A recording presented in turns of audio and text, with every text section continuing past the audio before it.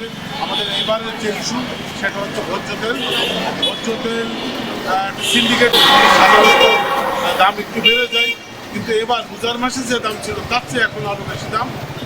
ভোজ্য তেল নিয়ে সিন্ডিকেট এবং তেলের মূল্য বৃদ্ধির প্রতিবাদে মানববন্ধন করেছে চুয়াডাঙ্গার consumer association of Bangladesh cab. তো সেটা হলো আমরা এই সিন্ডিকেট ভাঙতে চাই।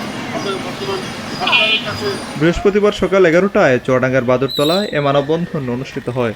মানববন্ধনে ব্যবসায়ী সিন্ডিকেট ও তেলসহ নিত্যপণ্যের মূল্য বৃদ্ধির প্রতিবাদ জানান ভোক্তারা।